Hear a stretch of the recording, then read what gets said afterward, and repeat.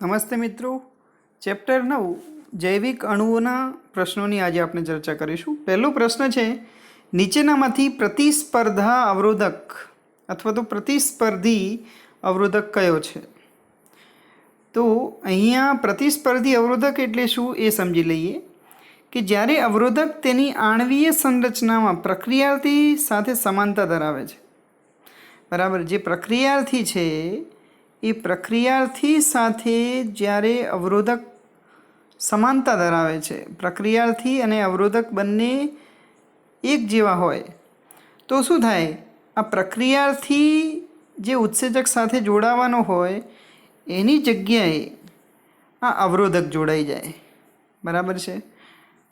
તો અહીંયા એવા જે અને ઉત્સેચકની જે ક્રિયાશીલતા છે એને અવરોધે છે. આપણે તેને પ્રતિસ્પર્ધી અવરોધક અથવા તો હરીફ અવરોધક તરીકે ઓળખીએ છીએ. એટલે કે ઉત્સેચક સાથે જોડાવા માટે એ પ્રક્રિયાર્થી સાથે શું કરે છે? સ્પર્ધા કરે છે. બરાબર. એનું ઉદાહરણ આપણને નીચે આપ્યું છે કે અવરોધકની પ્રક્રિયાર્થી સાથે જે ગાઢ સંરચનાત્મક સમાનતાના ફળ સ્વરૂપે આ પ્રક્રિયાર્થી દ્વારા ઉત્સેચકના પ્રક્રિયાર્થી જોડાણ સ્થાન સાથે જોડાઈને હરીફાઈ કરે છે અને પરિણામ સ્વરૂપે પ્રક્રિયાર્થી જોડાણ સ્થાન સાથે જોડાઈ શકતા નથી, જેના ફળ સ્વરૂપે ઉત્સેચક પ્રક્રિયા મંદ પડી જાય છે. બરાબર છે. એટલે કે ઉત્સેચક, આને આપણે ઉત્સેચક કહીએ. બરાબર છે. એની સાથે જોડાવાનું કોણ છે? તો પ્રક્રિયાર્થી છે. પણ પ્રક્રિયાર્થી જેવી જ આણ્વિક સંરચના ધરાવતો અવરોધક, આ અવરોધક શું થાય છે? તો એ અવરોધક એ આ ઉત્સેચક સાથે જોડાઈ જાય છે અને પ્રક્રિયાર્થીને જોડાવા દેતો નથી અને પરિણામે શું થશે? તો ઉત્સેચકની ક્રિયાશીલતા અવરોધાય છે. બરાબર છે. અહીં એક ઉદાહરણ આપે છે. ઉદાહરણ તરીકે સક્સિનિક ડિહાઇડ્રોજનેઝ ઉત્સેચક છે. આપણે અહીં ઉત્સેચક લઈએ, સક્સિનિક ડિહાઇડ્રોજનેઝ ઉત્સેચક છે. બરાબર. એનું મેલોનેટ દ્વારા અવરોધન થાય છે. બરાબર છે. અહીં પ્રક્રિયાર્થી કોણ હોવો જોઈએ? સક્સિનેટ. બરાબર. એટલે કે સક્સિનિક ડિહાઇડ્રોજનેઝ છે. આ ધારો કે સક્સિનિક ડિહાઇડ્રોજનેઝ છે. એની સાથે કોણ જોડાવાનું હતું? સક્સિનેટ જોડાવાનો હતો. બરાબર છે. સક્સિનેટ જોડાવાનો હતો. પણ સક્સિનેટની જગ્યાએ કોણ જોડાય છે? તો મેલોનેટ જોડાઈ જાય છે. સક્સિનેટની જગ્યાએ કોણ જોડાય છે? મેલોનેટ જોડાય છે. અને આ જે સક્સિનિક ડિહાઇડ્રોજનેઝ છે એની જે ઉત્સેચક છે એની ક્રિયાશીલતાને અવરોધે છે એમ કહી શકાય. બરાબર. એટલે કે આ પ્રક્રિયાથી જેવી જ સમાનતા ધરાવે છે મેલોનેટ. બરાબર. અને પ્રક્રિયાથી સાથે સ્પર્ધા કરી અને આ ઉત્સેચક સાથે જોડાઈ જાય છે. બરાબર. આવા પ્રતિસ્પર્ધી અવરોધકોનો ઉપયોગ બેક્ટેરિયલ રોગકારકોને નિયંત્રિત કરવા માટે થતો હોય છે. બરાબર. તમને સમજાઈ ગયું હશે. તો આનો જવાબ છે મેલોનેટ. ઓકે. પ્રશ્ન 2 જોઈએ. રિબોઝાઇમ્સ શું છે? તો જે ન્યુક્લિક એસિડમાં કોણ આવે છે? તો DNA, ડીઓક્સીરિબોન્યુક્લિક એસિડ, અને RNA, રિબોન્યુક્લિક એસિડ, એ ઉત્સેચક તરીકે વર્તે તે રચનાને આપણે શું કહીએ છીએ? રિબોઝાઇમ તરીકે ઓળખીએ છીએ. બરાબર છે. તો અહીંયા ડી સાચું છે. પ્રશ્ન નંબર 3 જોઈએ. નીચેનામાંથી કઈ બંધન રચના યોગ્ય છે? તો ગ્લાયકોસિડિક જે બંધ છે એ મોનોસેકેરાઇડ વચ્ચે બનતો બંધ છે. તો આ સાચું છે. જે ઘણા બધા મોનોસેકેરાઇડ એકબીજા સાથે ગ્લાયકોસિડિક બંધ દ્વારા જોડાતા હોય છે. બરાબર. એ જ પ્રમાણે પેપ્ટાઇડ બંધ આપ્યું છે જેમાં એમિનો એસિડ વચ્ચે બનતો બંધ છે. એટલે ઘણા બધા એમિનો એસિડ એકબીજા સાથે પેપ્ટાઇડ બંધ દ્વારા જોડાય છે. બરાબર. એના પછી તો આ વિધાન પણ સાચું છે. ત્રીજું છે ફોસ્ફોડાયએસ્ટર બંધ, જે અહીં નીચે આકૃતિમાં જોઈ શકો છો. આ ફોસ્ફેટ છે અને શર્કરાના OH સમૂહ. બરાબર છે. તો આ જે શર્કરા છે એના OH સમૂહ સાથેની વચ્ચે બંધ છે. તો અહીંયા ફોસ્ફેટની બંને તરફ જે છે એસ્ટર બંધ રચાય છે, માટે આપણે શું કહીએ છીએ? ફોસ્ફોડાયએસ્ટર બંને તરફ છે, માટે આપણે શું કહીએ છીએ? ફોસ્ફોડાયએસ્ટર બંધ અહીંયા જોવા મળે છે. ફોસ્ફેટ અને પેન્ટોઝ શર્કરાનો જે OH સમૂહ છે એ OH સમૂહ સાથે જે બંધ બને છે, એટલે કે એની વચ્ચે જે બંધ બને છે ને આપણે ફોસ્ફોડાયએસ્ટર બંધ કહીએ છીએ. એટલે ત્રણેય વિધાન સાચા છે, માટે આપણો જવાબ ડી બધા જ એ સાચું છે. પ્રશ્ન નંબર 4 જોઈએ. નીચેનામાંથી કેટલા વિધાન ખોટા છે? તો પહેલું છે GLUT4 ગ્લુકોઝનું કોષમાં વહન કરાવતું લિપિડ છે, પણ અહીંયા લિપિડ નહીં પણ શું આવશે? પ્રોટીન આવે છે. આ શું છે? પ્રોટીન છે, માટે આ વિધાન એ ખોટું છે. બીજું છે રોગકારકો સામે લડવાનું કામ એન્ટીબોડી કરે છે, જે એક પ્રકારનું IG પ્રોટીન છે. IG એટલે કે ઇમ્યુનોગ્લોબ્યુલિન પ્રોટીન છે એમ કહી શકાય. બરાબર, તો આ વિધાન એ સાચું છે. ટ્રિપ્સિન અંતઃસ્ત્રાવ જ્યારે ઇન્સ્યુલિન ઉત્સેચક છે, તો અહીંયા ટ્રિપ્સિન એ ઉત્સેચક છે જ્યારે ઇન્સ્યુલિન એ અંતઃસ્ત્રાવ છે. બરાબર, માટે આ વિધાન ખોટું છે. કોલેજન જીવાવરણમાં મળી આવતું મુખ્ય પ્રભાવી પ્રોટીન છે. તો અહીંયા કોલેજન પ્રભાવી પ્રોટીન છે, પણ પ્રાણી સૃષ્ટિમાં, બરાબર, કોલેજન એ પ્રાણી સૃષ્ટિમાં મુખ્ય પ્રભાવી પ્રોટીન છે. બરાબર, માટે આ વિધાન ખોટું છે. તો જીવાવરણમાં મળી આવતું મુખ્ય પ્રભાવી પ્રોટીન કયું? તો રૂબિસ્કો, રિબ્યુલોઝ, બાયફોસ્ફેટ, કાર્બોક્સાઇલેજ, ઓક્સિજનેજ. રૂબિસ્કો જે છે એ જીવાવરણમાં મળી આવતું મુખ્ય પ્રભાવી પ્રોટીન છે. અને પાંચમું વિધાન, સેલ્યુલોઝ એ ગ્લુકોઝમાંથી બનતો પોલિસેકેરાઇડ છે, જ્યારે ઇન્ડ્યુલિન એ ફ્રુક્ટોઝમાંથી બનતો પોલિમર છે. તો આ વિધાન સાચું છે. ગ્લુકોઝ ભેગા થઈ અને જે પોલિસેકેરાઇડ બનાવે છે એને આપણે સેલ્યુલોઝ કહીએ છીએ, અને ફ્રુક્ટોઝ એકબીજા સાથે જોડાઈ અને જે પોલિમર બનાવે છે એને આપણે ઇન્ડ્યુલિન તરીકે ઓળખીએ છીએ. માટે આ બે વિધાનો અહીંયા સાચા છે. ઓકે, અહીં આપણે કોલેજન પ્રોટીન છે, બરાબર, જે પ્રાણી સૃષ્ટિમાં મુખ્ય પ્રભાવી પ્રોટીન છે, જે આંતરકોષીય આધારક પદાર્થ તરીકેનું કામ કરે છે. ટ્રિપ્સિન તમે જુઓ ઉત્સેચક છે, ઇન્સ્યુલિન અંતઃસ્ત્રાવ છે, એન્ટીબોડી અથવા તો ઇમ્યુનોગ્લોબ્યુલિન એ રોગકારકો સામે લડતા શું છે? પ્રોટીન છે. બરાબર, GLUT4 એ ગ્લુકોઝનું કોષોમાં વહન કરાવતું શું છે? તો પ્રોટીન છે. બરાબર. પ્રશ્ન નંબર 5 જોઈએ. સામાન્ય સ્વસ્થ વ્યક્તિના રુધિરમાં શર્કરાની માત્રા કેટલી હોય છે? તો 4.2 થી 6.1 મિલીમોલ સામાન્ય સ્વસ્થ વ્યક્તિના રુધિરમાં શર્કરાની માત્રા હોય છે, માટે આપણું વિધાન બી એ સાચું છે. પ્રશ્ન નંબર 6 જોઈએ. પેન્ટોઝ શર્કરા અને નાઇટ્રોજન બેઝ વચ્ચેના બંધનું જલ વિભાજન પ્રેરતો ઉત્સેચક નીચેનામાંથી કયા સમૂહનો છે? તો અહીં આપણે જોઈ શકીએ છીએ હાઇડ્રોલેજીસ જે છે એમાં આ જે ઉત્સેચક છે એ ester, ether, peptide, glycosidic, carbon carbon, carbon halide અને જે PN બંધ ફોસ્ફરસ નાઇટ્રોજનનું જલ વિભાજન પ્રેરે છે.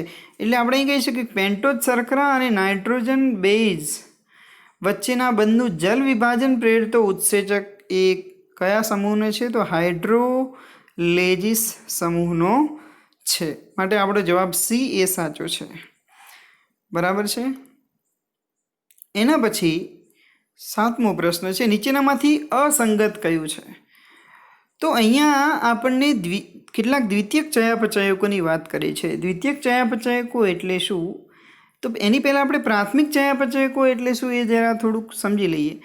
તો પ્રાથમિક ચયાપચયકો એટલે સૌથી સરળમાં સરળ ઘટકો, જેમ કે એમિનો એસિડ છે, પ્રોટીનનો સૌથી સરળમાં સરળ ઘટક એમિનો એસિડ, કાર્બોડિતનો સૌથી સરળમાં સરળ ઘટક મોનોસેકેરાઇડ, બરાબર, ફેટી એસિડ એટલે કે લિપિડનો સૌથી સરળમાં સરળ ઘટક ફેટી એસિડ અને ગ્લિસરોલ, એ બધા જ જે છે એ પ્રાથમિક ચયાપચયકો છે એમ કહી શકાય. બરાબર છે. જ્યારે કોઈ વનસ્પતિ, ફૂગ કે સૂક્ષ્મ જીવોનો કોષ વગેરેનું આપણે વિશ્લેષણ કરીએ તો પ્રાથમિક ચયાપચયો સિવાય હજારો રસાયણો આવેલા હોય છે. બરાબર, આ જે હજારો રસાયણો છે એની અંદર શું હોય? આલ્કલોઇડ હોય, ટર્પેનોઇડ હોય, આવશ્યક તેલ, ટોક્સિન, લેક્ટિન્સ, ડ્રગ્સ, પોલિમર પદાર્થ, બરાબર છે. તો આ બધું જ જે જોવા મળે છે એને આપણે દ્વિતીયક ચયાપચયકો તરીકે ઓળખીએ છીએ. અહીં આપણને દ્વિતીયક ચયાપચયકોના ઉદાહરણો આપ્યા છે. તો આપણો જે પ્રશ્ન છે એમાં કયું અસંગત છે? તો ટર્પેનોઇડ્સની અંદર શું આવે છે તમે જુઓ, મોનોટર્પિન્સ અને ડાયટર્પિન્સ આવે છે, જ્યારે અહીં શું લખ્યું છે એબ્રિન અને રિઝિન. માટે આ જ વિધાન અસંગત છે. આપણો વિકલ્પ આ સાચો થશે. બરાબર. એબ્રિન અને રેઝિન શું છે? તો ટોક્સિન છે. ઓકે, એબ્રિન અને રેઝિન એ ટોક્સિન છે. બરાબર. લેક્ટિન્સ એ કોન્કેનેવેલિન એ. ત્યારબાદ ડ્રગ્સની અંદર શું આવશે? કુર્કુમિન, વિનબ્લાસ્ટિન. આલ્કલોઇડની અંદર મોર્ફિન, કોડિન વગેરે આવે છે. બરાબર. માટે ટર્પેનોઇડ્સની અંદર એબ્રિન અને રેઝિન આવતું નથી. એબ્રિન અને રેઝિન શું છે? ટોક્સિન છે. ઓકે, માટે આપણું વિધાન એ અસંગત છે. પ્રશ્ન નંબર 8 જોઈએ. નીચેનામાંથી સાચો વિકલ્પ પસંદ કરવાનો છે. તો થર્મોફિલિક સજીવોમાંથી પ્રાપ્ત થતા ઉત્સેચકો ઉષ્મા સ્થાયી છે. તો અહીં આપણે જોઈ શકીએ છીએ સામાન્ય જે રીતે જે ઉત્સેચક છે એ ઊંચા તાપમાને, જેમ કે 40°C વધારે તાપમાન હોય તો એ ક્ષતિગ્રસ્ત થઈ જાય છે. બરાબર. પરંતુ સામાન્ય રીતે ઊંચા તાપમાને, જેમ કે ઘણી વખત ગરમ કુંડ કે સલ્ફરના ઝરણામાં જોવા મળતા સજીવોમાંથી જે ઉત્સેચકો મેળવવામાં આવે છે એ કેવા હોય છે? સ્થિર હોય છે. અને તેમની ઉત્પ્રેરક શક્તિ ઊંચા તાપમાને એટલે કે 80 થી 90°C સુધી પણ સ્થિર રહે છે. ઉપરના ઉત્સેચકો જે થર્મોફિલિક એટલે કે ઉષ્માનુરાગી છે એ સજીવોમાંથી, ઉષ્માનુરાગી સજીવોમાંથી અલગ તારવવામાં આવ્યા છે. તે કેવા છે? ઉષ્મા સ્થાયી હોય છે. તે તેની વિશેષતા છે. માટે આ વિકલ્પ એ સાચો છે. બીજો વિકલ્પ તમે જુઓ, અકાર્બનિક ઉત્પ્રેરક નીચા તાપમાન અને દબાણે જ કુશળતાપૂર્વક કાર્ય કરી શકે છે. અહીં આપણને આ જ ફકરાની અંદર જવાબ મળી જાય છે. અકાર્બનિક ઉત્પ્રેરક ઊંચા તાપમાને આવે, નીચા નહીં પણ કેવા? ઊંચા તાપમાને અને દબાણે જ કુશળતાપૂર્વક કાર્ય કરી શકે છે. બરાબર. માટે આ વિધાન જે છે ખોટું છે.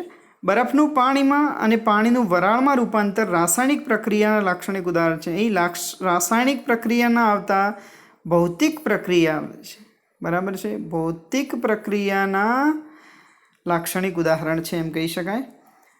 જ્યારે એના પછી છે કાર્બનિક એનહાઇડ્રેઝની હાજરીમાં કાર્બનિક એસિડના માત્ર 200 અણુનું નિર્માણ થાય છે.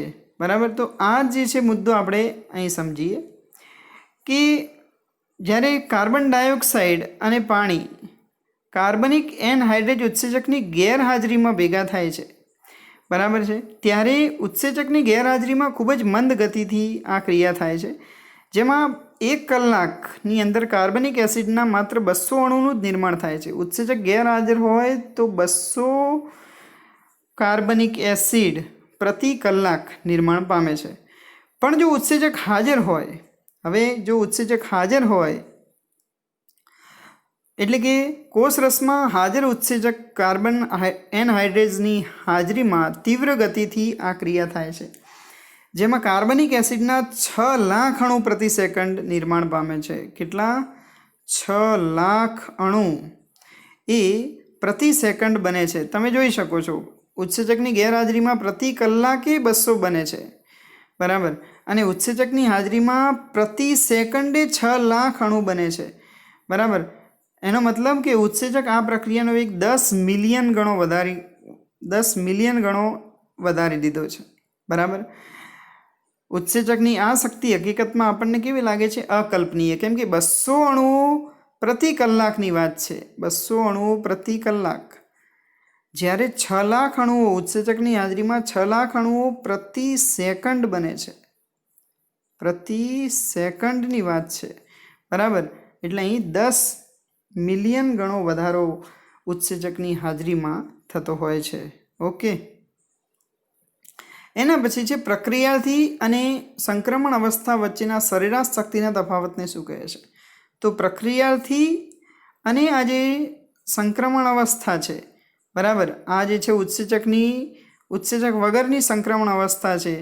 તો ઉત્સેચક વગર આપણને સક્રિયકરણ શક્તિ બતાવી છે. જ્યારે ઉત્સેચકની હાજરીમાં જે છે એ સક્રિયકરણ શક્તિ બતાવી છે.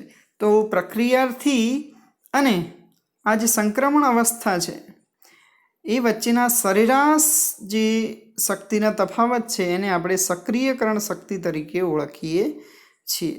બરાબર. એના પછી 10મો પ્રશ્ન છે, નીચેનામાંથી કયો ન્યુક્લિયોસાઇડ નથી? તો અહીં તમે ખાસ જુઓ, ન્યુક્લિયોસાઇડ માટે આપણે કેટલાક નાઇટ્રોજન બેઝ, 5 નાઇટ્રોજન બેઝ આપણે જાણીએ છીએ. એમાં પહેલું છે એડેનિન, ગ્વાનિન, થાઇમિન, સાઇટોસિન અને યુરેસિલ. બરાબર છે. આ યુરેસિલ આરએનએમાં હોય છે, જ્યારે થાઇમિન એ ડીએનએમાં હોય છે. હવે આ 5 નાઇટ્રોજન બેઝ છે, જ્યારે તે શર્કરા સાથે જોડાય છે, નાઇટ્રોજન બેઝ જ્યારે શર્કરા સાથે જોડાય ત્યારે આપણે એને ન્યુક્લિયોસાઇડ તરીકે ઓળખીએ છીએ. બરાબર.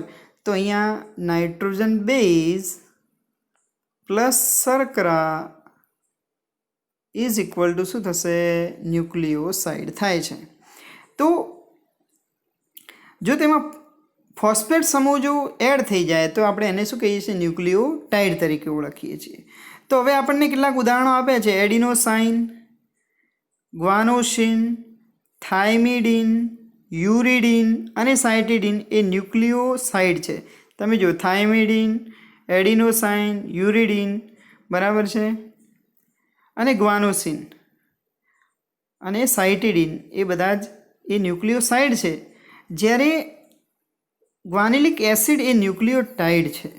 બરાબર છે. નીચે આપણને ન્યુક્લિયોટાઇડ્સના ઉદાહરણ પણ આપ્યા છે, જેની પાછળ એસિડ પ્રત્યે લાગે છે. એડિનિલિક એસિડ, થાઇમિડિલિક એસિડ, ગ્વાનિલિક એસિડ, યુરોડિલિક એસિડ અને સાઇટિડિલિક એ ન્યુક્લિયોટાઇડ્સના ઉદાહરણો છે.